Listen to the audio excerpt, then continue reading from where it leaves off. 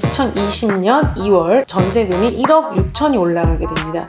그리고 다시 2년이 지난 시점에 전세금이 1억 8,200이 오르게 됩니다. 그래서 처음에 내가 투자할 때 2억 5천에 투자를 했는데 2년이 지난 시점에 전세금이 상승을 하면서 1억 7,700이 다시 나한테 들어오게 돼요.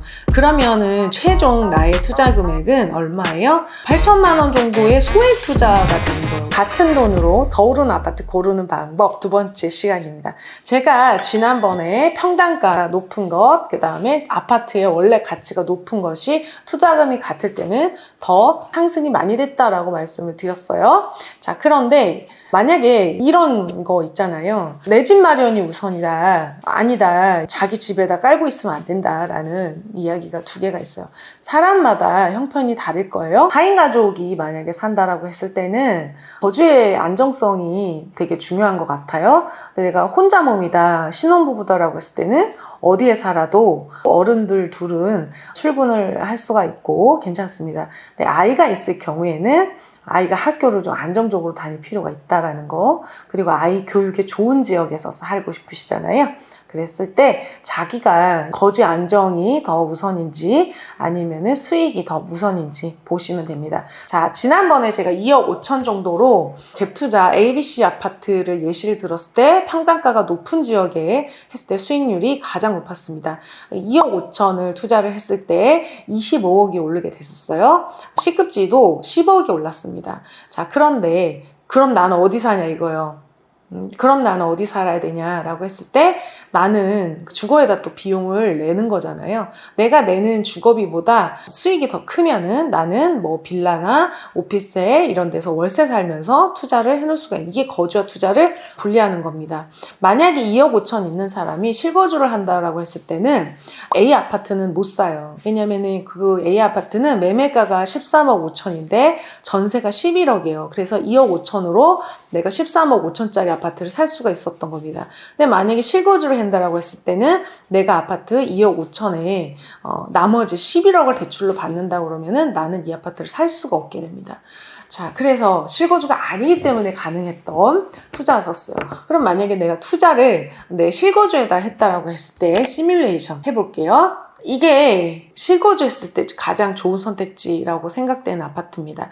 2016년 같은 시기에 5억 2천 정도 되는 아파트는 2억 5천 종잣돈이 있는 사람이 대출 한 50% 정도를 받아서 살 수 있는 좀 가장 좋은 게 아니었을까 이런 생각이 들어요. 자, 그래서 2억 5천 갭 투자를 했는데 전고점을 기준으로 했을 땐 8억 6천이 오르게 됩니다.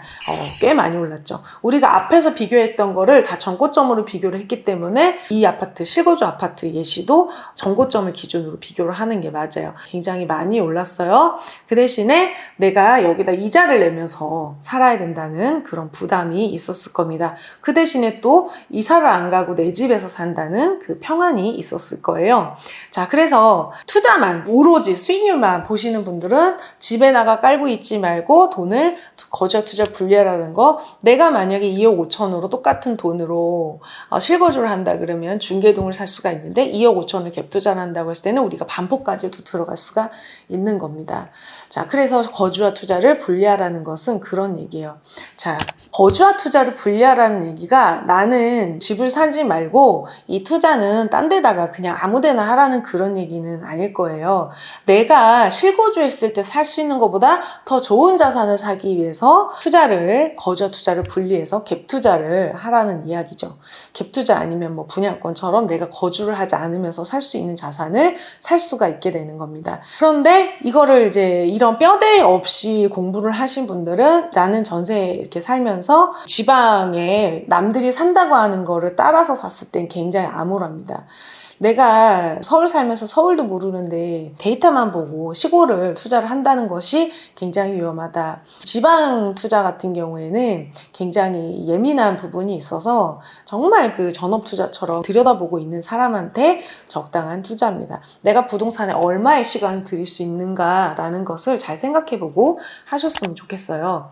자, 그런데 우리가 거주와 투자를 분리를 해가지고 내가 상급지에다가 갭 투자를 해놨어요. 근데 이게 많이 오르는 건 알겠는데 그 모르는 동안 8년, 10년 동안 그러면 나는 기다리고 있어야 되는 거예요. 이 팔아야 돈이 되는 거잖아요. 자, 그러면은 그걸 제가 시뮬레이션을 또 돌려보겠습니다. 2016년 2월에 우리 A아파트, 가장 수익률이 높았던 A아파트를 갭 투자를 했다라는 가정을 해볼게요. 그러면은 매매가 거의 13억 5천에 전세가 11억 정도 되니까 2억 5천 갭 투자를 해서 전세 11억에 13억 5천 정도에 산 겁니다. 자, 그런데 2년이 지나는 그 시점에 2016년 2월에 전세 계약했던 이 전세금이 2018년에는 얼마가 되냐면은 12억 8,400만 원이 되면서 전세가 1억 7천 정도 오르게 됩니다. 그러면은 현금이 안 팔아도 1억 7천이 들어오는 거죠. 그리고 또 2년이 지났을 때 2020년 2월 전세금이 1억 6천이 올라가게 됩니다. 그리고 다시 2년이 지난 시점에 전세금이 1억 8,200이 오르게 됩니다. 그래서 처음에 내가 투자할 때 2억 5천에 투자를 했는데 2년이 지난 시점에 전세금이 상승을 하면서 1억 7,700이 다시 나한테 들어오게 돼요. 그러면은 최종 나의 투자 금액은 얼마예요? 8천만 원 정도 되겠죠. 8천만 원 정도의 소액 투자가 되는 거예요. 돈이 다시 들어와서 또 2년 동안 나는 열심히 또 일을 하실 거잖아요. 그래서 이 1억 8천 다시 들어온 걸로 다른 투자를 하든지 그 돈으로 내가 또 하고 싶은 내가 거주하는데 내가 지금 거주하는 그레이드를 올리거나 실거주하는 집에 투자를 할 수가 있는 열매잖아요. 이거를 지금 나무를 심었는데 처음에 딴 열매가 되는 겁니다. 그래서 이거를 이제 또 쓰는 게 아니라 잘 가지고 있는 거예요. 그 전세금을 뭐 그대로 보관을 했다가 이렇게 나오는 게 아니라 전세 임차인이 보증금이 위험한 거는요. 전세가보다 매매가가 내려갔을 때 위험한 겁니다. 이거는 그럴 일이 없잖아요. 자, 그래서 1억 7천만 원의 상승분으로 재투자를 하거나 내가 실거주를 하는데 보탤 수 있다라는 거. 그리고 2년이 더 지난 시점에는 1억 6천이 거기서 더 들어오게 되면서 나는 투자금이 전혀 들어가지 않았고 최종 투자 금액이 0원 그리고 플러스 오히려 플러스가 됐다. 지금 전세 상승분이 3억 2천 정도 되기 때문에 처음에 내가 드렸던 2억 5천은 다 회수가 됐고 플러스 7천만 원이 된 겁니다. 그러면 이 두 번째 열매를 가지고 또 다른 투자를 하거나 내 실거주에다가 보태는 거예요. 그리고 2년이 더 지난 시점에 전세가 1억 8천이 또 오르게 됩니다. 자, 그래서 또 다시 열매를 가지고 내 실거주에 보태든지 추가 투자를 할 수가 있게 되는 거예요. 만약에 갭 투자를 하나씩 했다면 집이 네 채가 됐을 겁니다. 아니면은 나는 이 돈으로 실거주를 했다라고 그러면은 나는 매매가 한 6억 정도 되는 집에 살 수가 있어요. 지금 전세가 많이 떨어졌지만은 이 아파트 같은 경우에는 충분히 매매를 했을 때 전세가 방어가 되는 수준이고 역전세가 났을 때 내가 추가 투자했던 거를 처분을 해서 이 자산을 지킬 수가 있는 겁니다. 자, 그래서 여러분 이런 개념에 대해서 알려주시는 분들은 여러 가지 이야기를 해요. 이거를 이제 뿌리 자산이라고 얘기하시는 분도 있습니다. 우리가 뭔가를 심으면은 뿌리를 해치지 않고 잎사귀나 열매만 가지고 생활을 하는 거죠. 우리가 먹거나 요리를 하거나 사용할 수가 있는 거예요. 거위를 키운다라고 했을 때, 닭을 키운다라고 했을 때 닭을 잡지 않고 닭이 낳는 알만 가지고도 내가 생활을 영위하고 이 알을 또 키워서 다른 병아리를 만들거나 아니면 내가 필요하면은 먹을 수도 있는 거죠. 그렇게 해서 부동산의 이런 방법은 가장 투자의 기본이 되는 방법이고 스트레스가 가장 적으면서 리스크가 가장 적은 방법입니다. 어떤 분이 그러더라고. 선생님 그 투자를 좀 분산 투자를 해야 되는 거 아닙니까? 부동산은 분산 투자라고 하는 개념은 주식에서 왔는데요. 주식은 삼성전자에 1,000만 원을 사는 거나 1억 원어치를 사는 거나 위험성이 똑같아요. 근데 부동산 투자는 1,000만 원으로 갭 투자하는 그 물건이랑 1억으로 갭 투자하는 물건이 아주 다르게 돼요. 더 위험해져요. 그 투자금이 작을수록 더 위험한 자산입니다. 그래서 분산 투자라고 하는 것은 자산이 어느 정도 되는 그 시점까지는 자산을 제일 좋은 걸 사는 게 더 안전합니다. 분산 투자를 해야 되는 그 시점은요, 주택 자산이 많아서 양도세나 보유세가 버거울 정도가 됐을 때에 상가 건물이나 이렇게 분산 투자를 하는 게 보수적인 어떤 투자자의 로드맵입니다. 자, 여러분 뿌리 자산이 중요합니다. 지금 뭐 이렇게 몇 개 더 사고 어디 있고 이런 게 중요한 게 아니라요. 이 뿌리 자산을 잘 지켜야 됩니다.